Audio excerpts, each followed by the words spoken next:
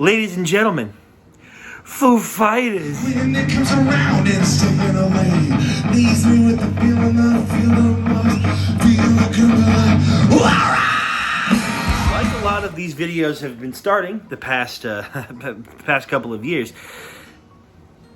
I did not get into Foo Fighters until I was exposed to them in Guitar Hero. I know, it's crazy to say, but Guitar Hero really had a fantastic set list, and it was a great way to get into all different kinds of rock bands back in my day.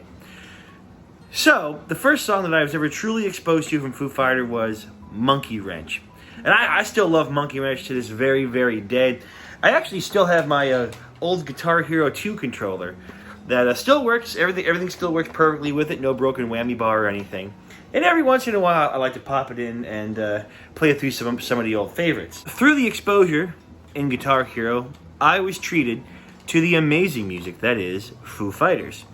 And of course, like many of my stories go, it was all uphill from there. From there, I was able to go ahead and listen to other songs and other full albums that the Foo Fighters would have released over the years. One thing to kind of mention, I didn't grow up with Nirvana, so I never really made the Nirvana connection until many, many years later, that Dave Grohl was in the same band as Kurt Cobain. Not that Nirvana was bad or anything, just I was born in '94, so Kurt had already passed away by the time that I was born, so it wasn't something that I was really exposed to. I do think that the connection to Nirvana is pretty interesting on how the sound kind of developed for Dave Grohl and Foo Fighters over the years. Being a big fan of Foo Fighters, I never actually got a chance to go ahead and see them live. The first opportunity that I would have had would have been in 2022, but then what happened is Taylor Hawkins unfortunately had passed away, and that had put a pause on any tours and music and all of that. But color me surprised, I realized that, hey, Foo Fighters has a new album. A lot of songs from their new tour are from that album, and it's really, really good. So, if you haven't checked out the new Foo Fighters album, I highly recommend that you do. It's fantastic, just like anything else that Dave Grohl has ever made. I cannot describe how excited I was to finally, after all these years, get a chance to go ahead and see Foo Fighters live. The biggest draw of Foo Fighters, of course, is Dave Grohl. I mean, everybody knows who Dave Grohl is, I think, for the most part. I've watched him in countless interviews. I've seen him interacting with fans. I've seen him in videos of live performances, things like that. And he just seems like such a nice guy. I know that as far as humans go, Dave Grohl is certainly not perfect. There's things that he could have been criticized for back in his past, but as time has gone on, I think he's matured and grown and all that good stuff. And I think he's great. I genuinely love seeing him in anything. I would actually love to see him in more acting roles. I'm a controversial opinion, but I'm actually a big fan of the Foo Fighters movie Studio 666. I'm not going to say that it is a good movie, but I think it's very entertaining, and I think it's a lot of fun. Seeing Dave Grohl as a slasher villain is like almost surreal. It actually has a lot of pretty gory kills, which are awesome. And I wouldn't be surprised if years down the road they tried to go ahead and add Dave Grohl as a killer in Dead by Daylight. Just kind of going ahead and throwing that out there, but I think it would be neat. Anyway, after they released a new album, of course, they were going to go ahead and have a new tour to go ahead and promote and celebrate, since their last tour was cut short. As I was preparing for the concert, going back through my favorite songs and re-listening to albums to kind of get in the mood to enjoy Foo Fighters, a couple of thoughts dawned on me about the music, but I will cover that when we go ahead and we cover Foo Fighters. But let's get into the concert as a whole. So there I was on a beautiful day in Hershey, Pennsylvania, back at the Hershey Stadium, where I went ahead and I saw Blink last year. It was a beautiful day, no threat of rain, not super hot, like a very nice, perfect temperature. Where I was seated up in the bleachers, had a very, very nice breeze that went over. It was absolutely perfect weather for a fantastic rock concert. Now, the first band that we have for the Foo Fighters tour was a band called, and I'm serious, Amyl and the Sniffers.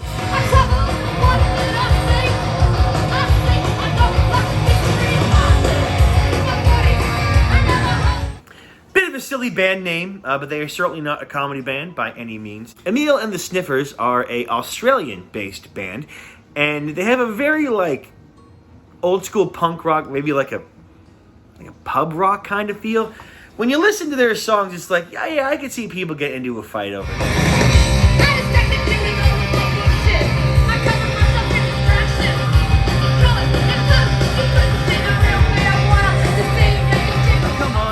as the opener. Great energy, really great sound. I gotta say, the sound mixing overall for this concert, definitely one of the best that I've ever seen. I mean, it was just perfect all the way through for all three bands. Amyl and the Sniffers weren't on for very long, but I very much enjoyed when they were there. So the next band on our list we have is the Hives.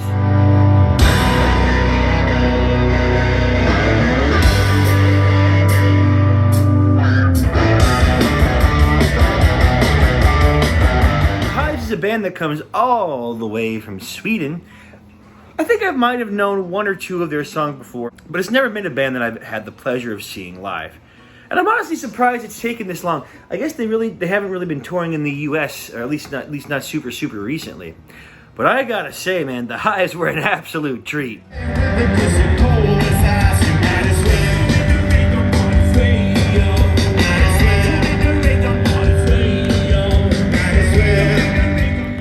A lot of really good standout moments with the Hives. I mean, first off, again, the sound quality was absolutely gorgeous. I love the suits, like the black and white with the lightning bolts and the music notes. Oh, that was so freaking cool. I also like how their filter on the screens was like a black and white filter, giving it that impression. It was kind of like from an old music video or something like that. It looked really cool. And not to mention, they just had such big dick energy. I wouldn't have been surprised, if I didn't know who was at the show, that if they were the headliner. There was that much energy and so much fun.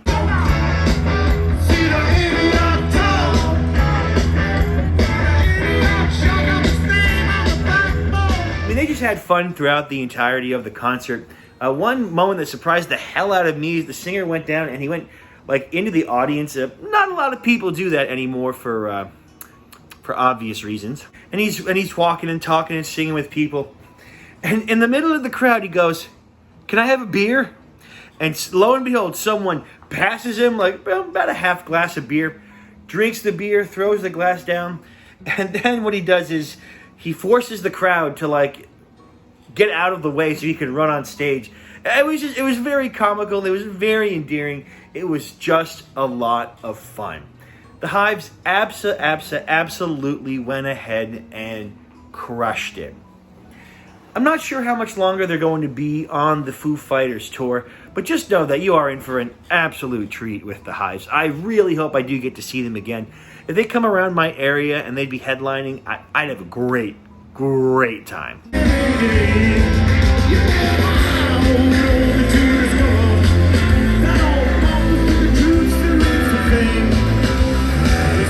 Here we are, ladies and gentlemen, Foo Fighters. I think Foo Fighters is one that would be very hard to top. I can't say it's my absolute favorite. My absolute favorite would still always go to Gorillaz and My Chemical Romance. But Foo Fighters, man, what a great show. From beginning to end, it was just perfect.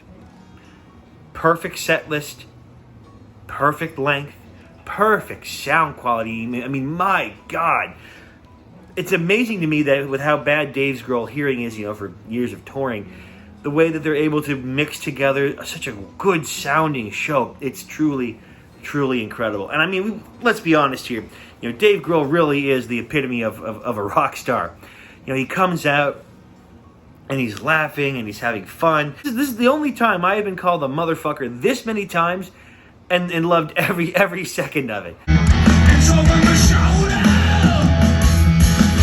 Now, why you thinking what I'm thinking? Is this happening now? He's talking with the audience, talking back and forth. He's getting people to sing. He's messing around with his friends on stage. It's great. It's truly one hell of a performance. I mean, he just oozes that awesome charisma that he's known for. Foo Fighters, of course, played a lot of great songs, many of which are some of my favorites. Some of my personal favorites do include my hero, obviously, Monkey Wrench, of course.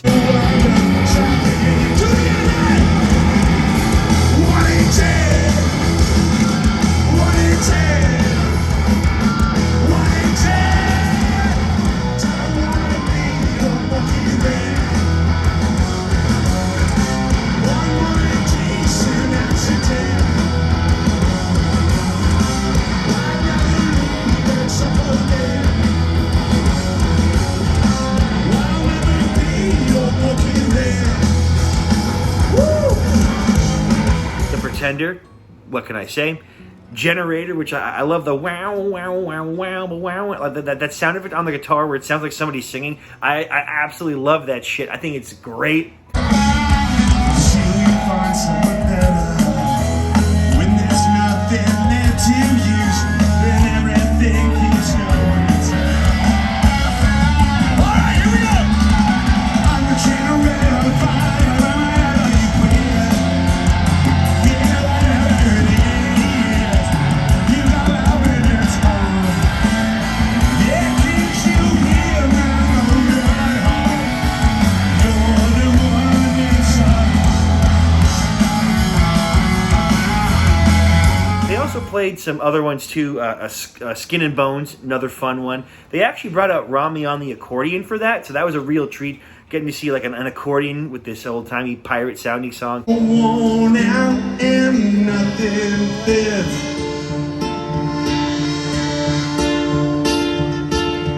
Brand new in cigarettes. That was really, really cool.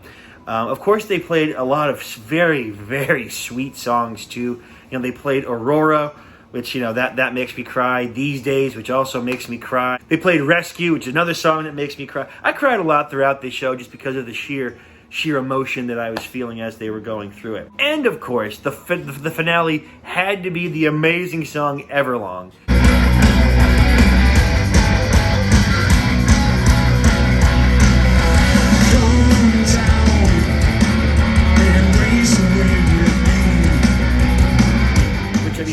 What the hell else was it going to be? It was just great from beginning to end. To cycle back to what I was saying before about Foo Fighters music, I never realized how many hints of sadness there were in a lot of the songs, or at least like that thin layer of sadness. Now, don't get me wrong, Dave Grohl has certainly had a lot of tragedies in his life. I mean, the death of Kurt Cobain, and of course the death of Taylor Hawkins, which really did affect him. I mean, of course it would. It was one of his best friends. I mean, of course it would. And as I've gotten older, I've learned to appreciate that kind of stuff a lot more. Think I'm getting over it.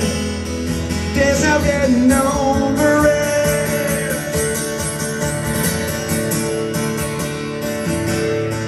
There are times that I need someone. There are times I feel like no one. Sometimes I just don't know what to do. Not to get too sappy, but you know, I'm turning 30 at the end of the year, and even at my age, I've lost people to various things, you know, death, disease, that kind of stuff, and the bittersweet stuff of great bands like Foo Fighters just hits all that more the older I've gotten, and I think that's really cool. Don't get me wrong, you know, that grunge and punk rock feel, you know, the Pretender, all that great stuff is still that high energy, you know, yelling and grrr and screaming. It's there and it's great. And I gotta say, Dave Grohl can still scream like nobody else. It is really incredible. Waste my time, make me under. It's everything or nothing else. Everything or nothing else. Everything, nothing else. It's really incredible how he could sound after all these years and all these tours. I mean, he knows how to do it perfectly without hurting himself, and it sounds phenomenal. Some other highlights of the show for me personally are when they were going through playing little snippets of some of Dave's favorite rock songs. They did play a big chunk of Enter the Sandman, and I thought that we were going to get Dave Grohl and the Foo Fighters doing Enter the Sandman by Metallica, and I was so excited for it, but then they cut and did something else, and I was like, God damn it. But I mean, it was just so much fun. And before I continue, I'd like to share with you guys the exact moment where I knew I was going to blow up my voice by the end of that show.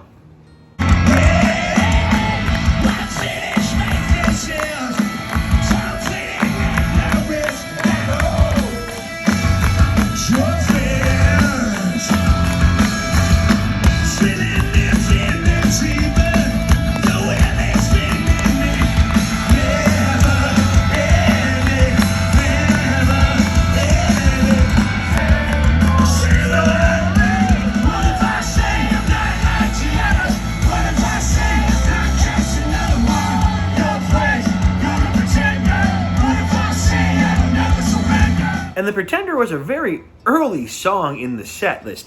So it was all fantastic there. I was screaming and yelling, and Dave was loving all the people singing. I mean, people sang with everything. I don't think there was a single song except for maybe The Teacher or Skin and Bones where people weren't like outwardly singing together as a crowd. But it was just beautiful from start to finish. Another really good standout moment for me was them playing My Hero. They took a bit of a softer tone to it at first and then got into like the harder, there goes my hero. And that sounded great. Use that evidence, race it around. Right, here we go. There goes my hero. Watch him as he goes.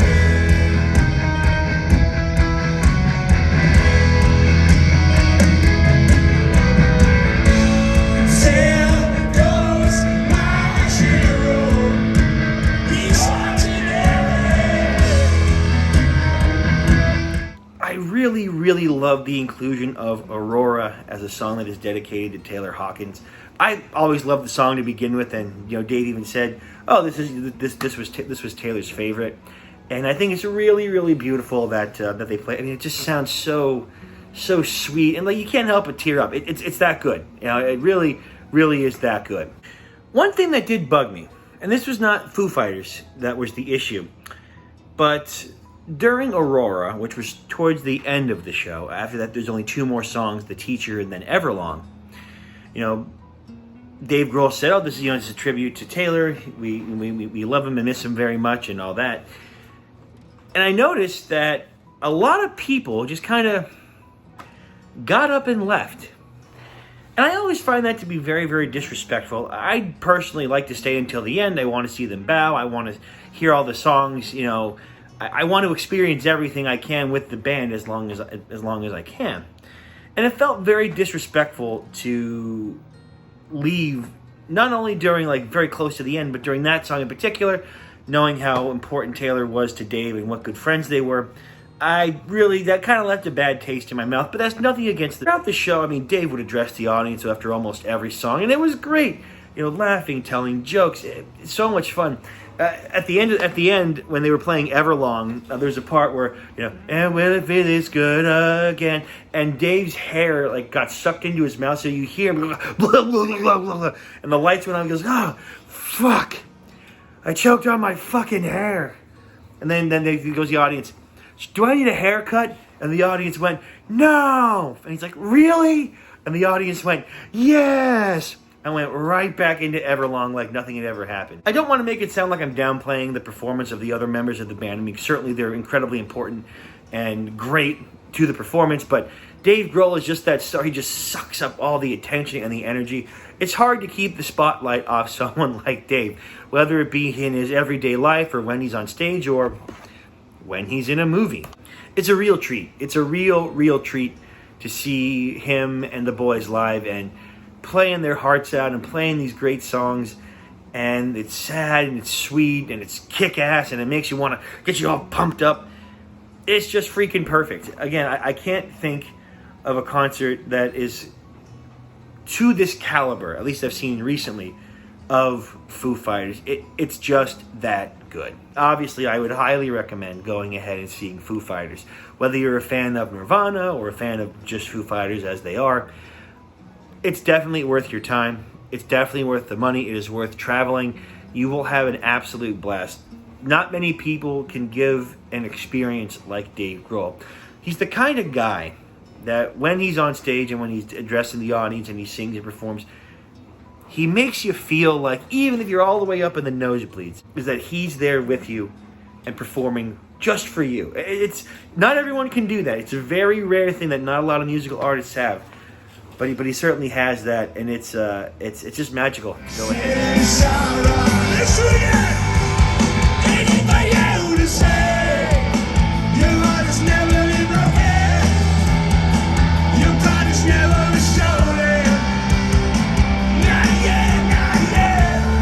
So obviously, again, I can't recommend seeing Foo Fighters enough.